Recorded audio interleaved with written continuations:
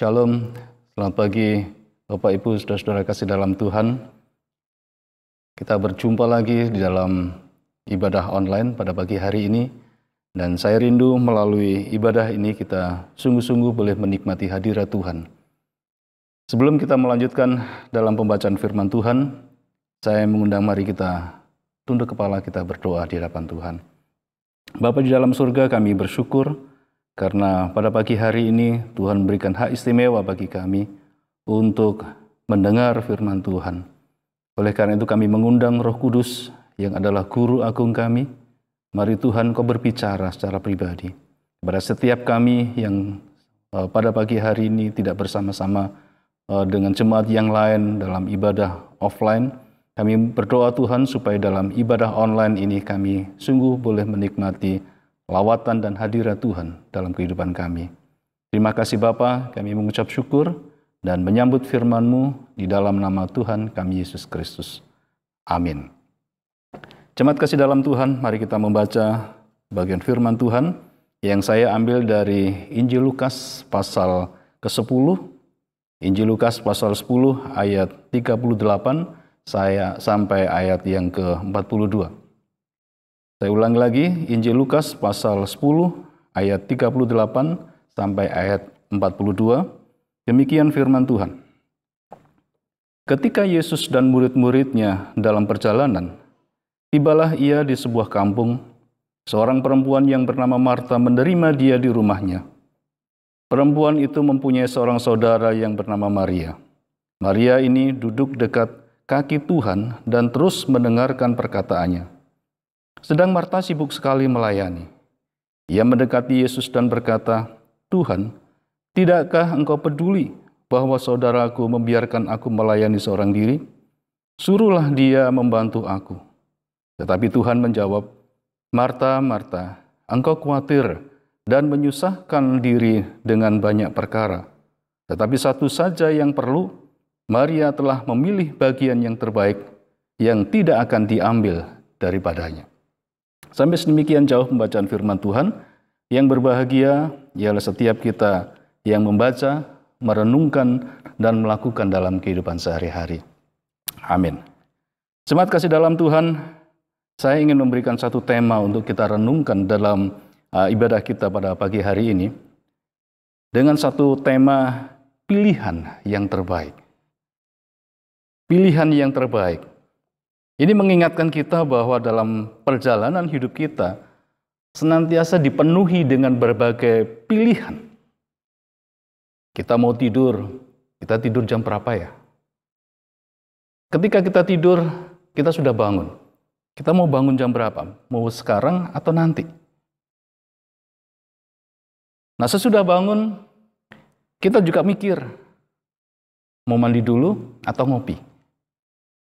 Mau ngopi atau teh? Kopi aja. Kopi pahit atau kopi manis? Setelah kita membuat kopi, kita pikir, wah enaknya kita baca koran dulu. Baca koran atau majalah ya? Buka HP saja.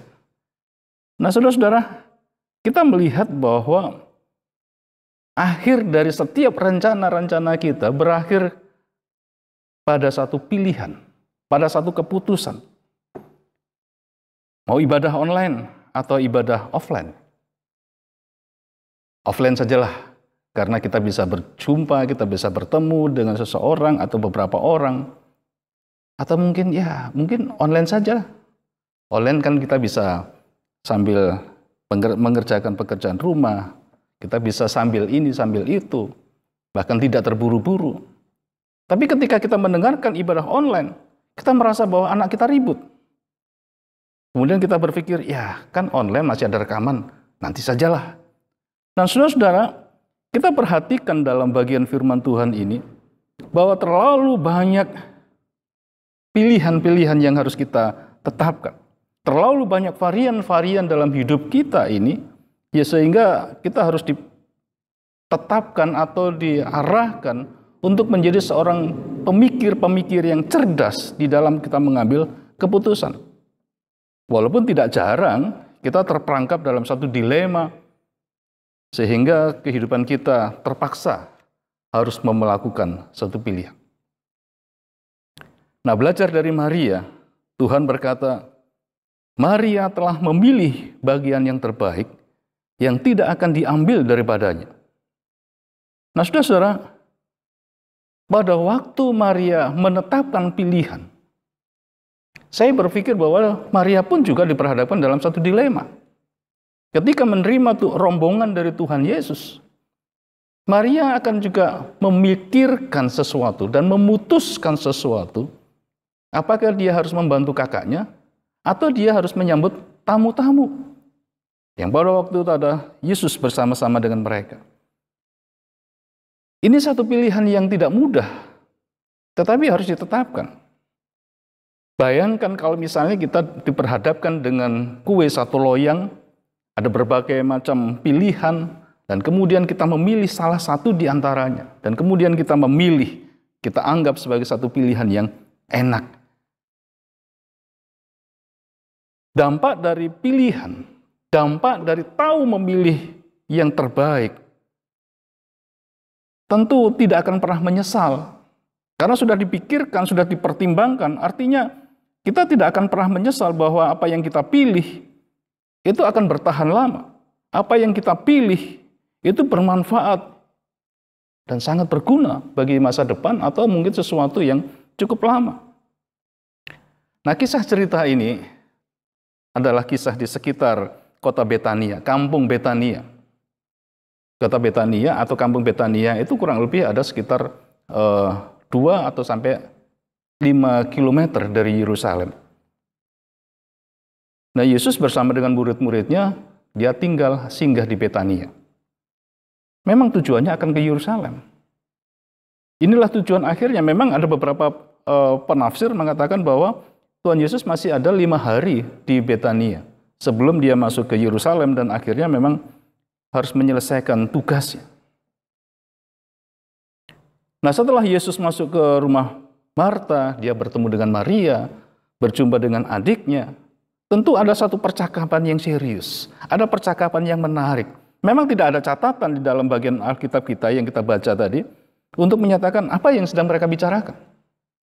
Tidak ada catatan. Tetapi hal yang penting ketika kita melihat apa yang dilakukan oleh Maria, kita bisa menangkap satu informasi bahwa Tuhan sedang membicarakan sesuatu yang penting. Menyatakan sesuatu perjalanan yang mungkin menarik sekali. Sehingga Maria memberikan kesempatan. Dengan seksama dia duduk bersama-sama dengan Tuhan Yesus. Namun berbeda dengan Marta. Marta sibuk menjamu Tuhan Yesus. Marta sibuk mempersiapkan segala sesuatu. Menjamu seorang tamu itu hampir menjadi budaya di berbagai tempat, khususnya di wilayah-wilayah timur. Dan itu hal yang penting. Mengingat bahwa melayani tamu itu merupakan sesuatu sikap yang ramah, tanda kesediaan untuk menerima orang lain. Dalam masyarakat Yahudi juga memiliki yang sama. Masyarakat Yahudi pun menerima, dan sehingga tidak heran jika Maria menjamu Tuhan Yesus sedemikian rupa. Bahkan sangat mungkin kalau Marta ini menjamu Tuhan Yesus dengan sangat spesial. Namun yang menjadi pertanyaan justru, mengapa Tuhan Yesus harus menegur Marta? Apakah apa yang dilakukan oleh Marta itu sesuatu yang salah? Nah, sudah kasih dalam Tuhan, tidak ada yang salah jika Marta memahami peristiwa ini dengan baik. Tidak ada yang salah jika tujuan apa yang dilakukan oleh Marta ini sungguh-sungguh memberikan satu makna di dalam pelayanan Tuhan Yesus. Mungkin Marta tidak menangkap misi khusus bahwa Tuhan Yesus melewati kampung Betania ini bukan hanya sekedar lewat, bukan hanya sekedar mampir untuk berteduh. Bukan hanya untuk melepaskan kelelahan. Dan ini yang tidak dipahami oleh Marta. Pada saat itu memang Tuhan Yesus akan menghadapi suatu peristiwa penting. Di dalam perjalanan Tuhan Yesus akan menggenapi seluruh rencana-rencana yang Allah inginkan di dalam kehidupan Tuhan Yesus. Nah, saudara-saudara, ketika kita membaca kitab Lukas pasal 9 sampai pasal 10 dalam ayat bacaan kita melihat bahwa Lukas sebagai seorang akademisi sangat jelas menjelaskan begitu rentet, begitu sistematis dalam peristiwa ini. Alur pikirannya mudah sekali dipelajari. Nah, kalau saudara membaca, di sana ada beberapa peristiwa-peristiwa yang dicatat, antara lain ketika pengakuan Petrus, "Engkaulah Mesias, anak Allah yang hidup." Kemudian ada satu peristiwa ketika Tuhan Yesus naik ke bukit bersama dengan murid-muridnya. Tuhan menyatakan akan perubahan wajahnya. Yesus dimuliakan di atas gunung. Pemberitahuan tentang penderitaan Tuhan Yesus yang pertama. Pemberitahuan tentang penderitaan Yesus yang kedua. Nah, kalau kita menangkap informasi ini, maka jelas sebenarnya arahnya jelas, dia akan ke Yerusalem. Nah, jika seorang yang sedang menghadapi pergumulan yang berat, tentulah dia ingin ada satu keteduhan, ada seorang yang memberikan support, ada orang yang memberikan satu dukungan.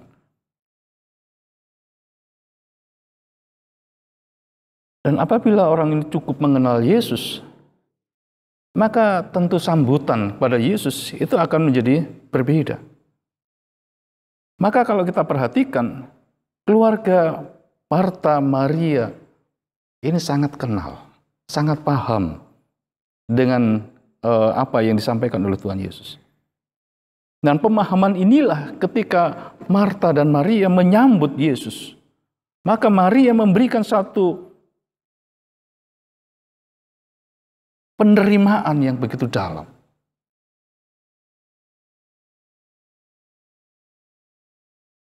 Bagi Yesus hanya keluarga Marta dan Maria inilah yang begitu dekat. Mereka masing-masing memiliki pengalaman hubungan batin yang begitu kuat. Sehingga bagi Yesus, mereka seringkali berkunjung, mereka seringkali dalam pelayanan mereka mampir ke. Jadi terlalu sering, sehingga seakan-akan bahwa di Betania ini Tuhan Yesus dan bersama dengan murid-murid yang lain, dia merasa akan ada satu kenyamanan di sana. Hanya saja kalau kita perhatikan, Marta saking gembiranya menerima kehadiran Tuhan Yesus, dia lupa ada satu misi, ada satu visi yang harus Yesus lakukan.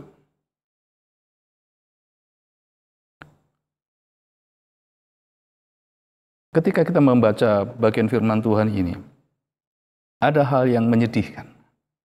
Dalam ayat yang ke-40 ini dikatakan bahwa Marta dengan nada agak sedikit marah, dia berbicara kepada Tuhan Yesus. "Tuhan, tidakkah engkau peduli bahwa saudaraku membiarkan aku melayani seorang diri? Suruhlah dia melayani. Suruhlah dia membantu aku di dapur." Nah, saudara perhatikan di sini. Saya berpikir bahwa pasti kalau misalnya dia berbicara secara pelan dengan Maria, membisikkan sesuatu kepada Maria, saya berpikir bahwa Maria pun juga akan bersedia. Misalnya dia berbisikkan sesuatu kepada Maria, "Maria, tolong dong sebentar ke dapur, bantu saya repot." Saya berpikir tidak keberatan jika Maria akan berdiri dan membantu kakak. Namun apa yang kita lihat di sini? Malah justru Marta berbicara dengan Tuhan Yesus. "Tidakkah engkau peduli?" Saudara perhatikan baik-baik. Marta meminta Tuhan untuk mengatakan kepada saudaranya, untuk membantu dia. Marta berpikir bahwa dengan meminta Yesus untuk Maria membantu Marta, saya berpikir ini ada konsep yang berbeda. Kemarahan yang meluap-luap. Sehingga mungkin bisa jadi bahwa Marta ingin mempermalukan adiknya di muka umum karena merasa bahwa ini tidak pantas, tidak sopan. Seharusnya dia membantu untuk melayani Tuhan Yesus. Kalau kita perhatikan di sini, salahkah jika saya berkata bahwa apa yang sedang dilakukan oleh Marta ini adalah hanya sekedar untuk minta perhatian orang? Salahkah jikalau saya mengatakan bahwa Marta ini hanya sekedar minta pujian. Nah, kalau benar memang demikian, maka apa untungnya pelayanan selama ini? Apa artinya selama ini yang dia lakukan kepada Tuhan Yesus? Kalau hanya sekedar hanya untuk mencari pujian. Ada berapa banyak di antara kita yang seringkali demikian? Melakukan segala sesuatu hanya sekedar untuk mencari pamoritas. Hanya sekedar untuk supaya dipuji. Seorang pemain musik, seorang worship leader, seorang singers, diharapkan adalah orang-orang yang berkualitas. Betul, saya percaya itu. Dalam latihan-latihan harus latihan yang kontinu, latihan yang persiapan-persiapan yang baik. Betul, saya setuju itu. Namun apa artinya jika pelayanan-pelayanan yang demikian melupakan satu hal, yaitu berbicara tentang kekudusan. Menghadirkan Tuhan harus senantiasa berada dalam konsep kekudusan. Firman Tuhan jelas katakan, tanpa kekudusan tidak ada seorang pun yang dapat melihat Tuhan. Artinya tidak ada seorang pun yang berkenan di hadapan Tuhan. Saya berpikir bahwa saat Maria minta ada kepedulian, mungkin dia juga ingin supaya Maria memperhatikan Marta. Bahkan mungkin hal yang lebih luas, semua orang memperhatikan Marta. Bahkan sampai Yesus pun juga harus ikut peduli dengan apa yang dilakukan oleh Marta. Jika tidak, ya mungkin Marta akan kecewa. Mungkin dia akan merasa bahwa dia orang yang paling capek dalam pelayanan. Bahkan sampai sekarang pun kita bisa melihat orang yang paling berkeras, orang yang paling berani berteriak tentang pelayanan, pada dasarnya adalah mereka yang tidak pernah terlibat atau melakukan apa-apa dalam pelayanan. Hanya pintar menuntut, hanya mengharapkan orang lain melakukan sesuatu, padahal dia sendiri tidak ada kepedulian dalam hal pelayanan. Saudara-saudara kasih dalam Tuhan, Tuhan Yesus menegur Marta dalam ayat yang ke-41. Teguran yang disampaikan kepada Marta bukan karena apa yang dilakukan salah. Teguran yang disampaikan kepada Marta bukan karena dia melakukan kelalaian. Tetapi justru ingin mengingatkan, ingin memulihkan motivasi pelayanannya. Banyak orang telah bekerja untuk Tuhan. Banyak orang berlelah-lelah melayani untuk Tuhan.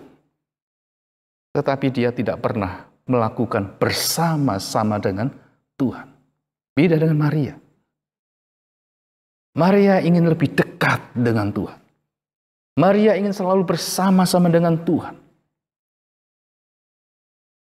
Mazmur pasal 27 ayat yang keempat,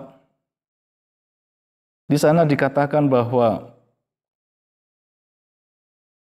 satu hal yang telah kuminta kepada Tuhan, itulah yang kuingini, diam di rumah Tuhan seumur hidupku, menyaksikan kemurahan Tuhan dan menikmati bait.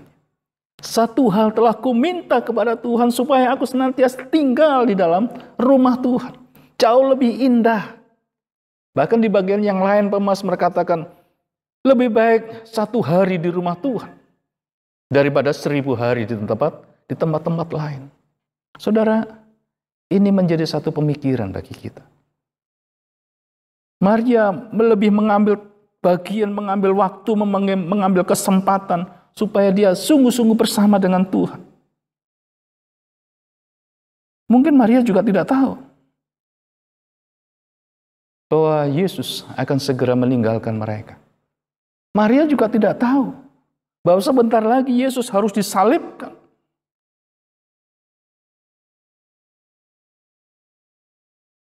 Saudara, apa yang dilakukan oleh Maria setidaknya memberikan satu kesempatan bahwa dia tidak akan pernah mungkin bertemu dengan Tuhan Yesus lagi. Maria tidak tahu kalau Yesus harus melewati satu lorong penderitaan. Tetapi apa yang dilakukan? Lebih baik aku dekat dengan Tuhan. Ini adalah kesempatan. Saudara berbicara tentang waktu. Ada yang bernama kronos, atau dalam satu istilah yang lain, waktu itu ada kronos, tetapi ada juga yang bersifat kairos. Kronos itu artinya sesuatu yang rutin. Januari, Februari, ya, kemudian jam 1, jam 2, jam 3, Senin, Selasa, Rabu, dan sebagainya, sesuatu yang rutin. Tetapi ketika kita berbicara tentang kairos, ini adalah kesempatan yang tidak akan pernah terulang. Dan seberapa banyak di dalam kehidupan kita menggunakan kesempatan ini. Di depan tadi saya katakan online. Oke, ketika kita berbicara tentang online, seberapa banyak orang menikmati waktu ibadah di dalam online ini? Mungkin banyak orang mengambil waktu ibadah dengan online oleh karena dia bisa mengambil kesempatan yang lain. Sambil, ibadah sambil, mendengarkan firman Tuhan sambil. Kata sambil-sambil ini tidak ada konsentrasi, tidak ada keseriusan. Kalau seseorang sudah memiliki komitmen bahwa saya akan beribadah, maka dia harus bertemu dengan Tuhan. Jikalau ibadah online kita mengambil pilihan untuk ibadah online, artinya kita menyiapkan hati kita untuk sungguh-sungguh kita berjumpa dengan seorang pribadi yang bernama Yesus. Kenapa? Ini adalah kesempatan. Mungkin ini kesempatan terakhir. Saudara, Tuhan Yesus tidak hanya sekedar mengunjungi rumah Maria dan Marta. Dan saya percaya bahwa saat ini Tuhan Yesus juga ingin mengunjungi saudara dan saya. Dia akan masuk di dalam kehidupan kita, masuk di dalam keluarga kita. Pertanyaannya, apa pentingnya Tuhan Yesus harus mengunjungi kita? Satu hal yang kita harus paham, satu hal yang harus kita tahu, Yesus juga peduli pada saudara dan saya. Tidak hanya kepedulian dengan Marta dan Maria karena begitu dekat, sahabat-sahabat dekat. Saudara dan saya adalah sahabat-sahabat Kristus. Itu sebabnya Tuhan juga peduli dengan saudara dan saya. Karena saudara dan saya adalah sahabat-sahabatnya. Dalam Yohanes pasal yang ke-16. Saudara adalah sahabat. Ketika saudara dan saya adalah sahabat, maka Tuhan Yesus juga ingin menyentuh hatimu. Tuhan juga ingin, sangat mungkin sekali bahwa Tuhan tahu kalau saudara saat ini sedang menangis, sedang memikul beban yang berat. Mungkin masalah ekonomi, mungkin masalah kesehatan, mungkin masalah keluarga. Bahkan sangat mungkin bahwa ketika saudara berada dalam persimpangan, di mana saudara harus memilih. Ketika saudara menyambut Tuhan, ketika saudara memberikan kesempatan untuk Tuhan Yesus masuk di dalam kehidupan saudara, maka saudara harus memilih untuk bersama dengan Tuhan Yesus, atau saudara sibuk sendiri. Tuhan tahu jikalau saat ini saudara sedang dalam pergumulan di mana saudara harus memutuskan sesuatu. Itu sebabnya Tuhan Yesus datang kepada saudara. Tuhan tahu saudara sulit untuk mengambil keputusan. Tetapi satu hal yang penting. Hal yang penting yang perlu kita lakukan dalam kehidupan kita adalah kita membuka hati. Kita membiarkan Tuhan Yesus masuk di dalam kehidupan kita. Dan ketika kita memilih satu keputusan untuk menerima Yesus, maka Tuhan akan masuk dalam kehidupan. Tuhan akan masuk dan terus melakukan segala sesuatu yang terbaik. Di dalam nats pembimbing kita, Wahyu pasal 3 ayat 20, dikatakan, lihat, aku berdiri di muka pintu dan mengetuk. Jikalau ada orang yang mendengar suaraku dan membukakan pintu, aku akan masuk di dalamnya. Aku akan makan bersama-sama dengan dia, dan dia bersama-sama dengan aku. Ada satu persekutuan yang begitu mesra dengan Tuhan. Ketika ada seseorang yang membuka hati, mempersilahkan Tuhan Yesus masuk di dalam kehidupan kita, maka ada damai sejahtera. Dan damai sejahtera itu tidak akan pernah sirna di dalam kehidupan kita. Itulah pilihan Maria. Dikatakan oleh Tuhan Yesus bahwa Maria telah mengambil bagian yang sangat penting dalam hidupnya. Dia telah memilih bagian yang terbaik dan tidak akan pernah diambil oleh siapapun. Nah, oleh karena itu, pada pagi hari ini, saya rindu saudara membuka hati. Saudara mempersilahkan Tuhan. Katakan, Tuhan, saya memerlukan Engkau. Saya mengambil satu kesempatan, mengambil satu pilihan untuk menerima Engkau sebagai Tuhan dan Juru Selamat. Dan biarlah melalui perenungan kita pada pagi hari ini, menolong kita bahwa Yesus peduli dengan saudara. Adakah tempat di hatimu untuk Yesus bertahta dan memerintah dalam hidup? Amin. Mari kita tunduk kepala, kita berdoa.